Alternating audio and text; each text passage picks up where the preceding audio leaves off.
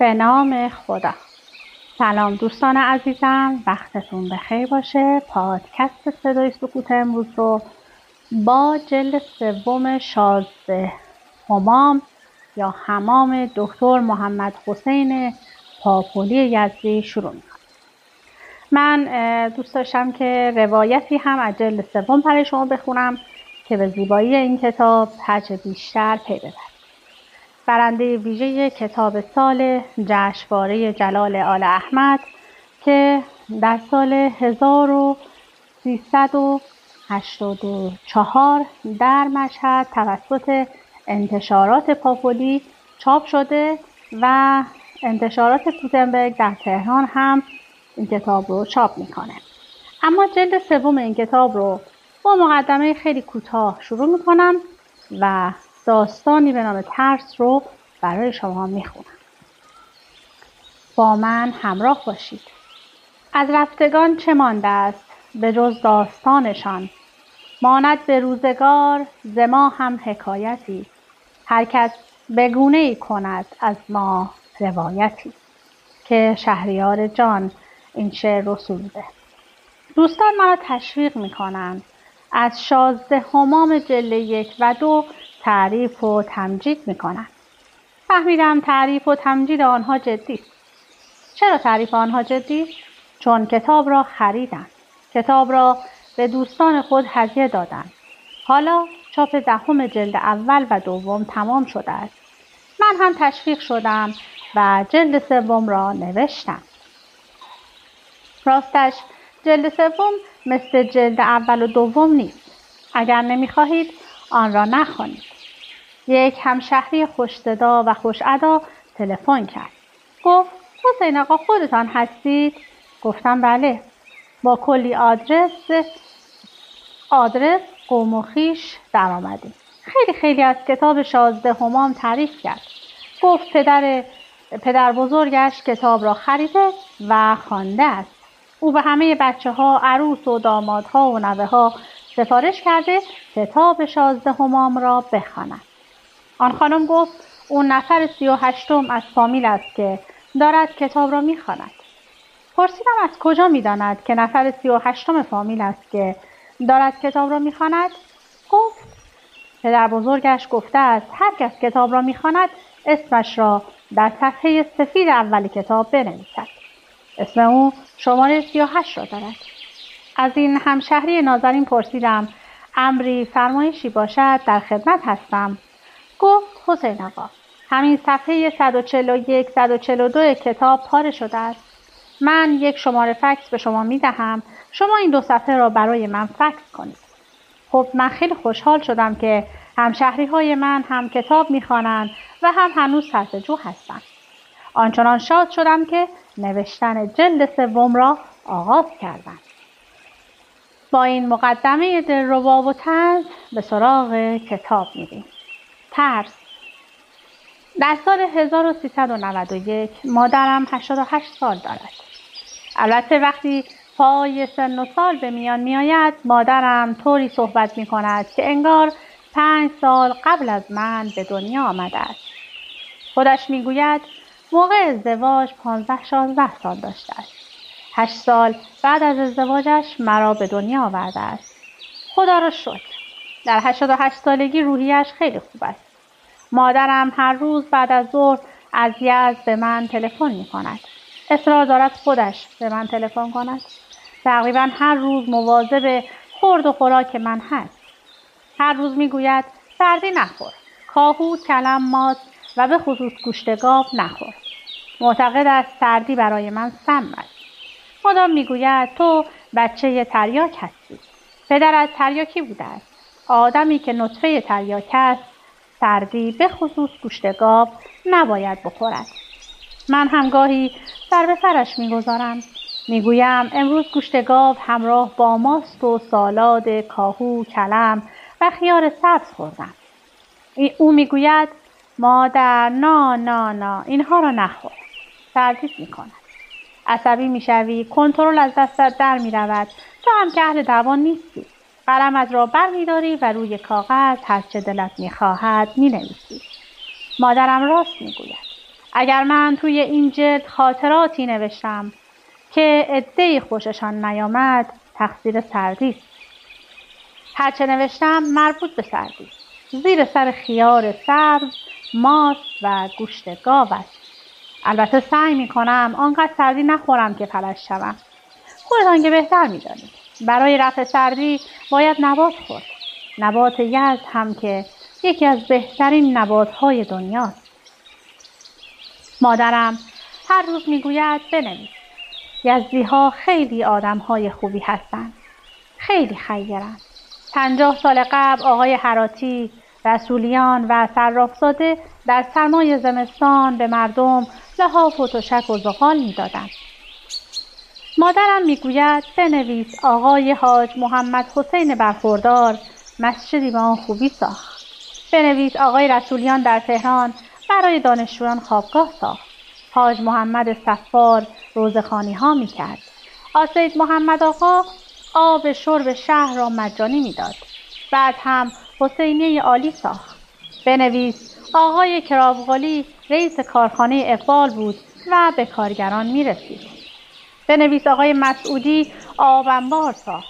آقای سید محمود عاشق مدینه هم بانی شد و آب انباری ساخت.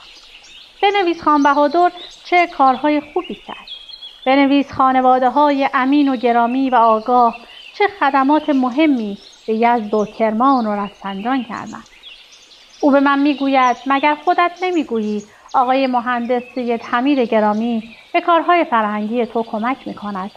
مگر نمیگویی او 2 سال آزگار حقوق 6 نفر کارمند تو را داد؟ کارمندانی که در کتاب نوشتن به تو کمک میکردند. خب این کارهای خوب را بنویس. مادرم میگوید بنویس عمو میرزا علی اکبر مقتدری کارهای خوب کرد. بنویس آقای عباس استادان به مردم و پاسبانها عیدی میداد و کارهای خوب میکرد. بنویس در تشتی‌ها چند تا مدرسه ساختن و مردمان خیلی خوبی هستند.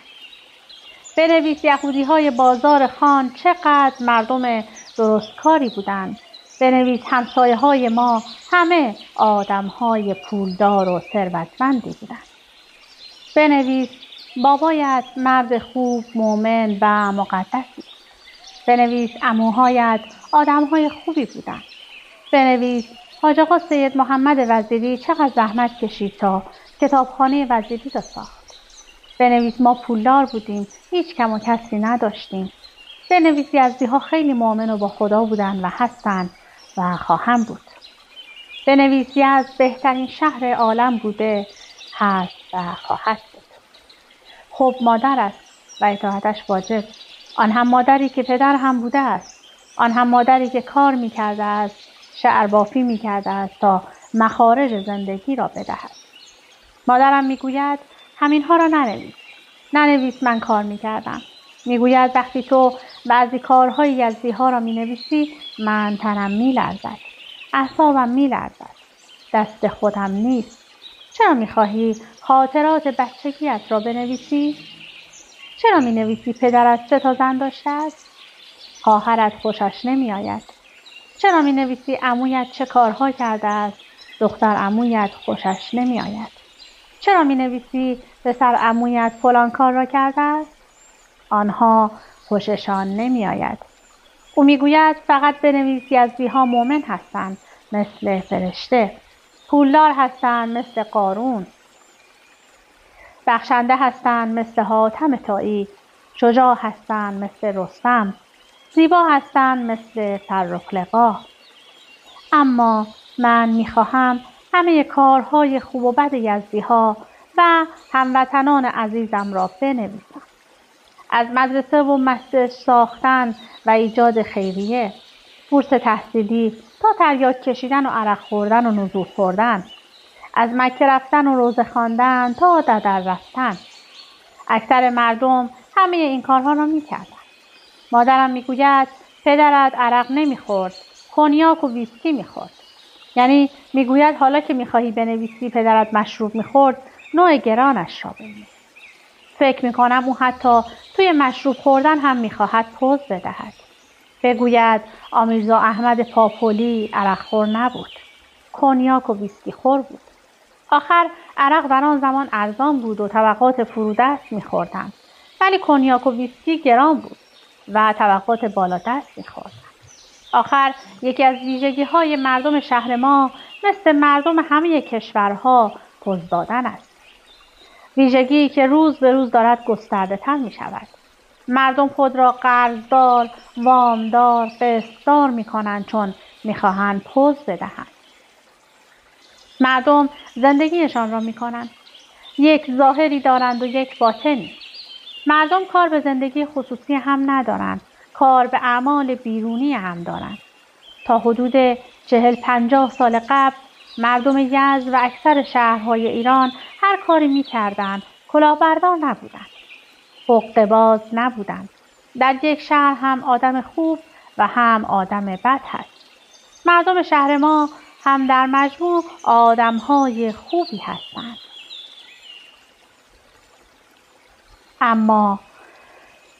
اما در همه ایران هم مشهور به خوبی هستند.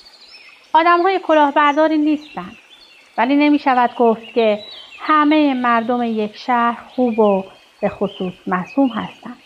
اما مادرم میگوید بنویس همه خوبند. فکر میکنید این حرف را تنها مادر من میزند؟ نه، پسرعمه‌ام حاج جواد آقای پاپولی هم به من کاغذی را نشان میدهد که رسید وجوهات شرعی است. رسید وجوهاتی که خدا بیامرز پدرش حاج محمد علی پاپولی در سال 1319 داده است. او میگوید اینها را بنویس. میگویم پسرعمه جان، خودت سواد داری؟ خودت بنویس. من خاطرات خودم را مینویسم. پدر من که وجوهات شرعی نمیداد. پدر بنده یعنی دایی شما اهل وجوهات دادن نبود. با 3 زن، تریاک، عرق و آن همه مخارج اضافی کجا پولش به وجوهات میرسید؟ تازه اگر پولش هم میرسید اعتقاد نداشت. من 6 ساله بودم که پدرم مرد، اما تقریبا از 4 سالگی همه چیز یادم است. یادم نمیآید که پدرم حتی یک بار نماز خوانده باشد. یادم میآید یک بار صبح زود برای روزه مرا به منزل آقای اصفهانیان برد. همانجا هم اتاقی بود که پر از منقل و بساط تریاک بود. عده‌ای مهمان مخصوص از جمله پدرم به آنجا هدایت شدند. بساط صبحانه بود و تریاک کشی. تنها باری که با پدرم به روزه رفتم دقیقاً این خاطره را به یاد دارم. حالا دوست من آقای علی اکبر شیر سلیمیان شاید بنویسد یزد که کرمان نبود. در یزد در روزه بساط تریاک کشی نبوده است. بساط تریاک کشی مربوط به کرمان است.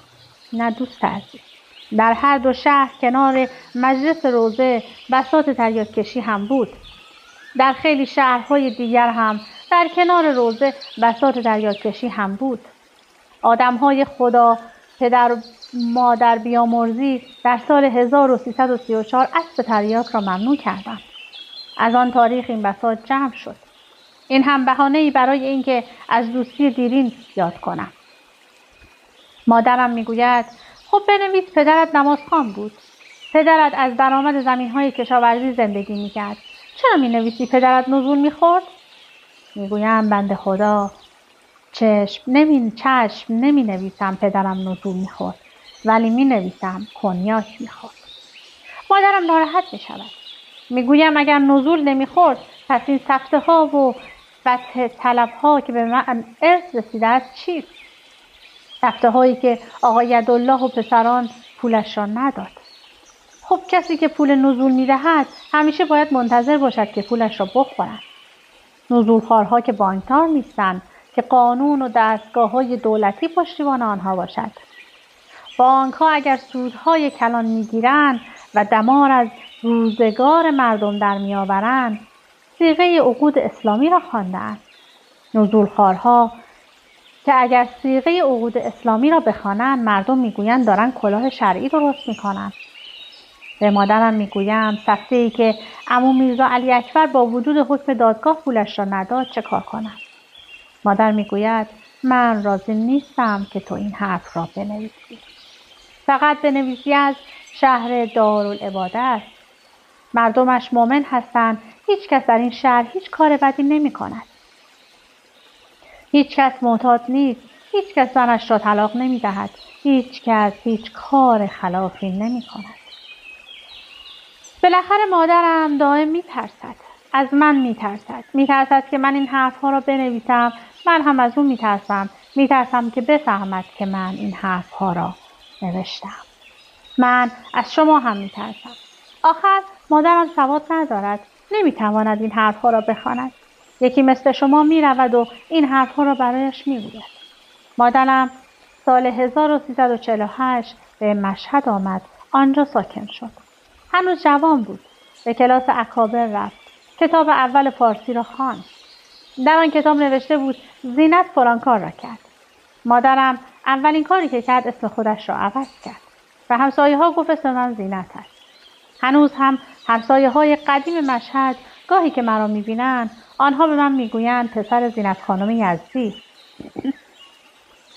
اثر سواد بر مادرم همین بود. مثل اینکه اسم خدیجه را خوش نداشت. البته بعد همین مختصر سواد هم یادش رفت که رفت. او اعداد را می‌خواند. اما مادرم چند هزار بیت شعر از حفظ است. از فامیلش هم که بیده است خوشش نمی آید. سال 1353 رفته بودیم پیش دکتر جراح نژاد چشم پزشک. وقتی دکتر از او پرسید اسم شما چیست گفت زینت. من گفتم فامیلشان بیده است. مادرم با یک صدای کشیده و بلند گفت بیدوباد.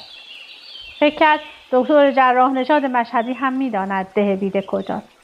می‌داند که بیده جایی خراب و ویران بوده است. جایی است که مردم همسن و سال مادرم همه پا برهنه در کوچه ها راه می‌رفتند. همه کم لباس بودند. اکثرشان شبها بیشام می‌خوابیدند. فکر کرد دکتر مشهدی می‌داند که بیده دهی بوده است که نصف مردمش کچل، تراخمی، مریض احوال و کر و کور بودند. مردم فقیر، مریض، بی دکتر و دعوا بودند. تازه داییم در سن 77 سالگی رفته است و فامیلش را عوض کرده است. او هم از فامیل بیده خوشش نمی آید. مادر فکر می کند خانم دکتر جراح نژاد هم می داند که بیده از وقتی آباد شد که مردمش راه کویت را یاد گرفتند.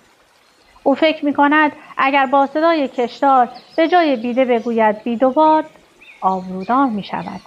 به اصطلاح خودش آبروداری می کند.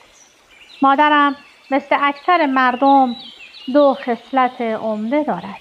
آبروداری و ترس. او عمیقاً می ترسد.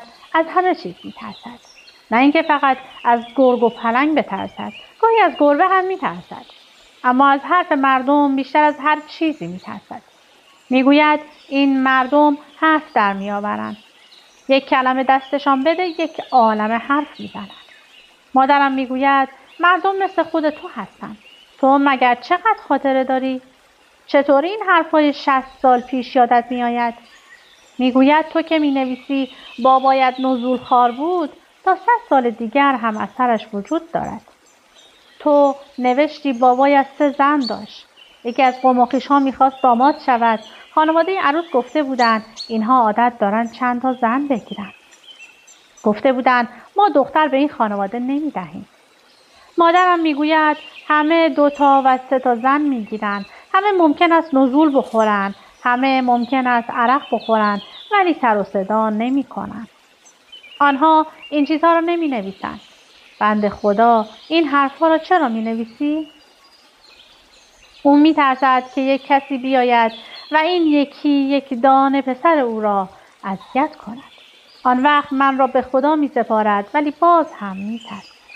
فکر می‌کند شاید خدا هم از من لجش بگیرد و بچه دردانه او را از روی زمین بردارد. در این حالت است که یک نماز شکسته بسته می‌خواند. همسایه مادرم در وسط شهر یزد سرباربندی دارد. گوسفند نگه می‌دارد. بوی پشکل و ادرار گوسفند همه محله را برداشته. تابستانها علاوه بر گند و بو مگس و پشه هم اهل محل را اذیت می‌کند. ولی مادرم 100 تا قسم حضرت عباس می‌دهد که مبادا شکایت کنی. او می‌گوید همسایه با ما دشمن می‌شود. میگوید بین همسایه‌های دیگر هم شکایت نمی‌کنند. ببین همسایه‌های دیگر هم شکایت نمی‌کنند. آقای طباطبایی هم شکایت نمی‌کند. او راست میگوید. این همسایه آن همسایه شکایت نمی‌کند. همه حاضرند سلامتی و بهداشت و رفاه و آسایش خود را فدا کنند. چرا؟ چون همسایه ممکن است دشمن شود. یعنی در سال 1391 وسط شهر یزد یک نفر 10 سال است از سال 1380 دامداری دارد. ادارات بهداشت، محیط زیست و سایر مسئولین که با او کاری ندارند یا نمیدانند یا منتظر شکایت همسایه ها هستند.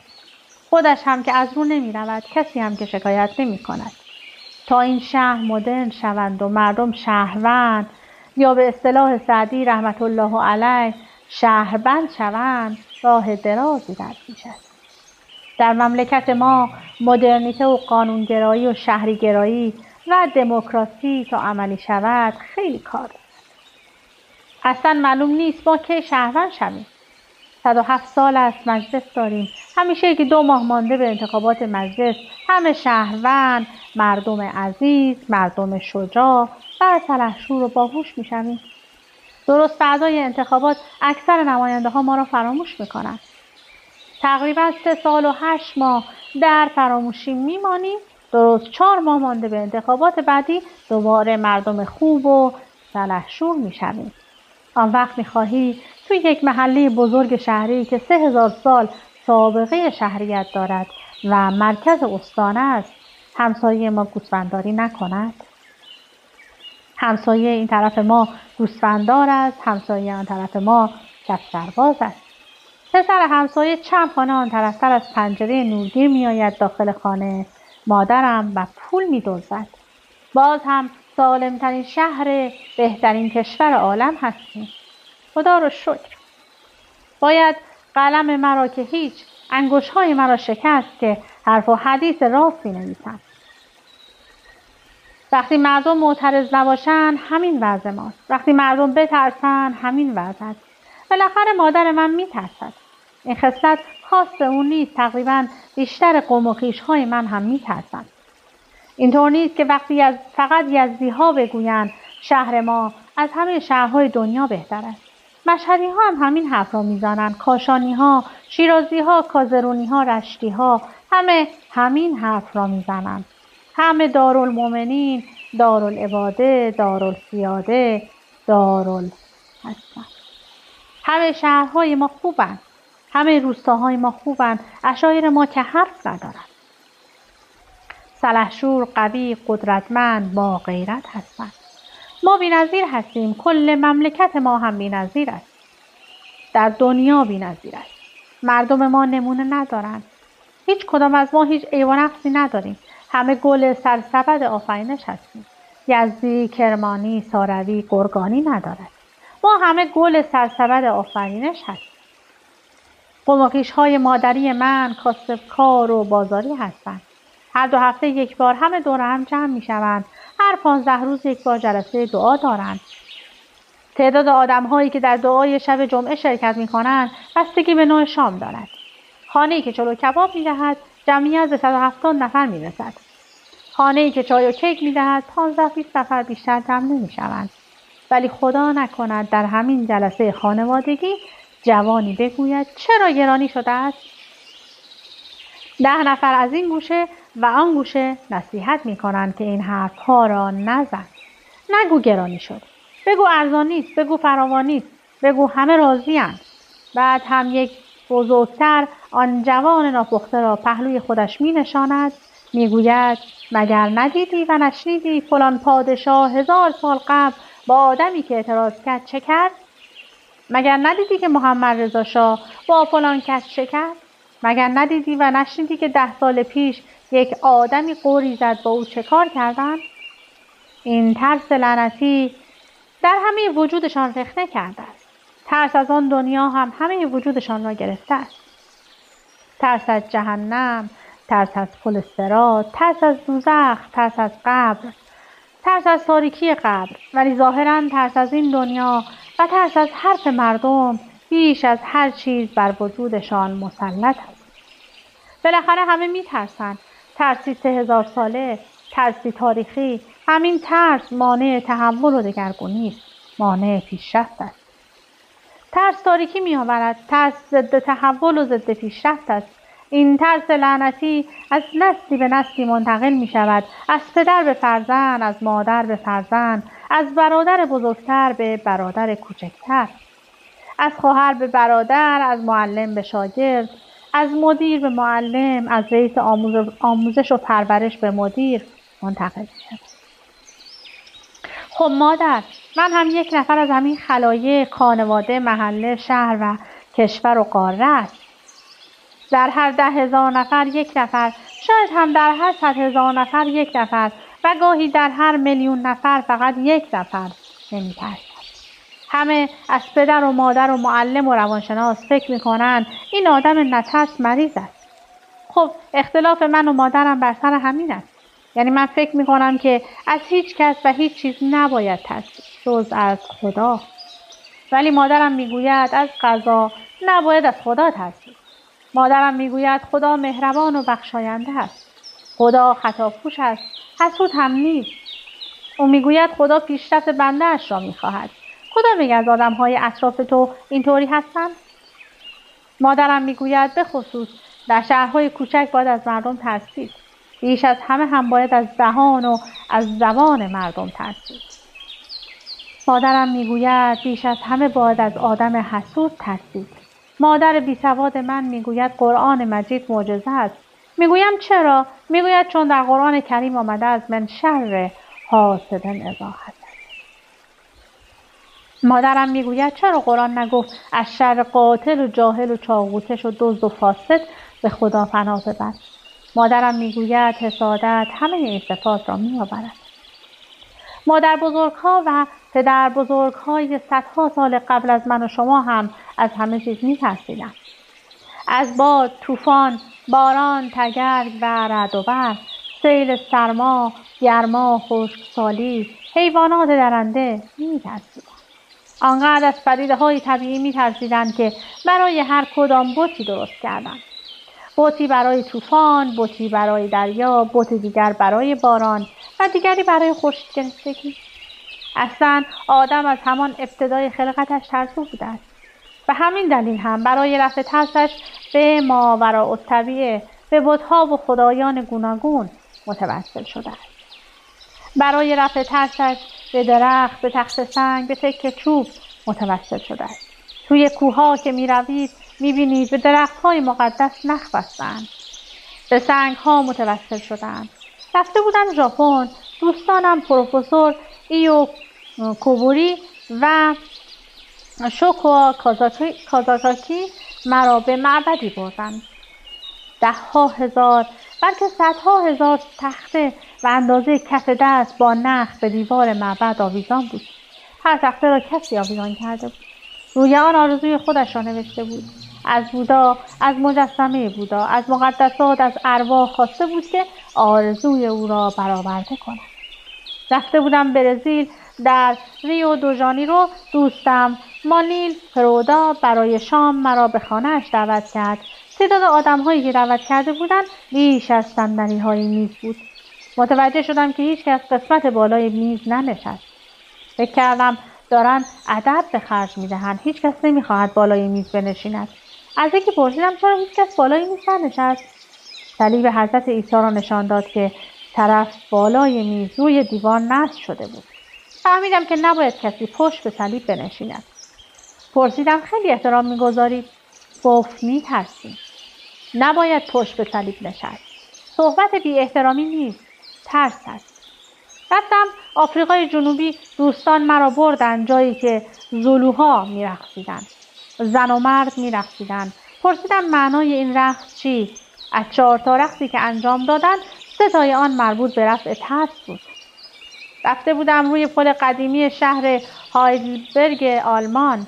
مردم تعداد زیادی قفل به دستک‌های آهنی پل بسته بودند، درست مثل گره‌هایی که ما به شاخه‌های درخت می‌زنیم.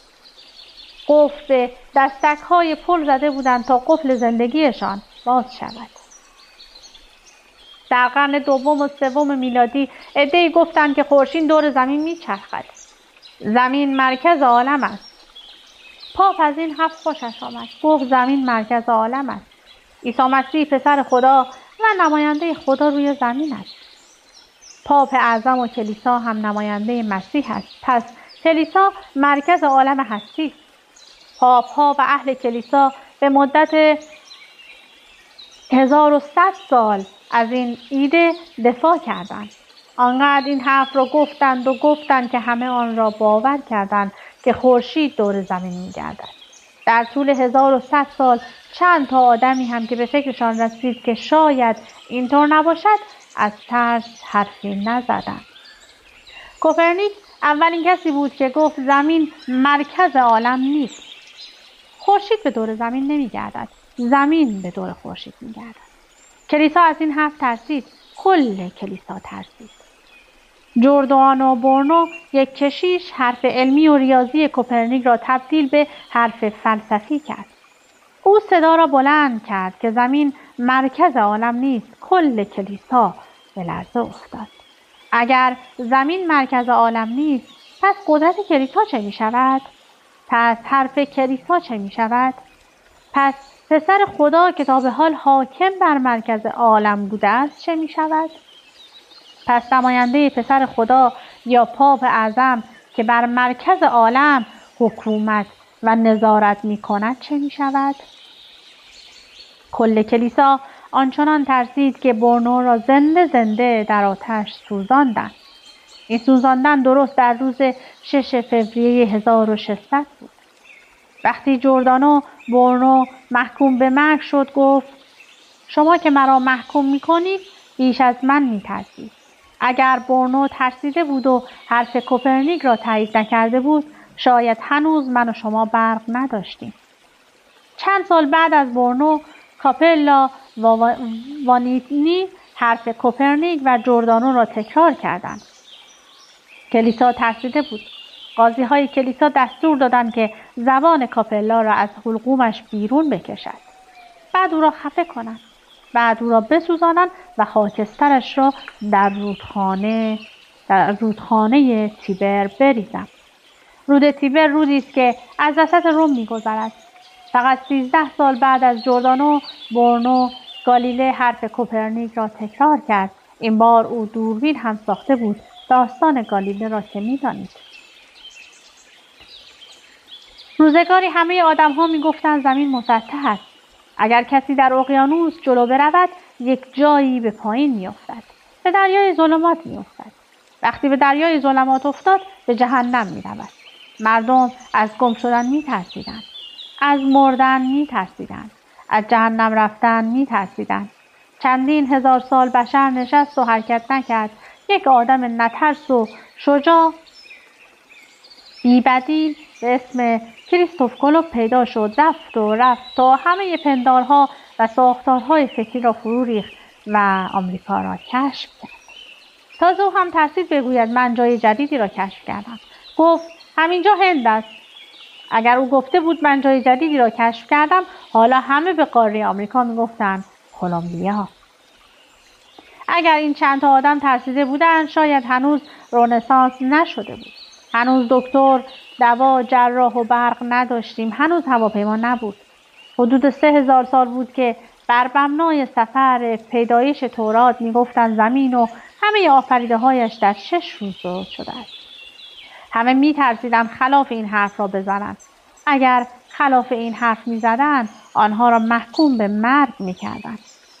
در طول 1500 سال پاپ ها میگفتند خدا زمین را 4004 سال قبل از میلاد مسیح ساخته است. حالا 1390. هم برخی تقویم ها عمر زمین را 5790 سال تعیین میکنند. در طول 1500 سال همه میترسیدند خلاف این حرف را بزنند.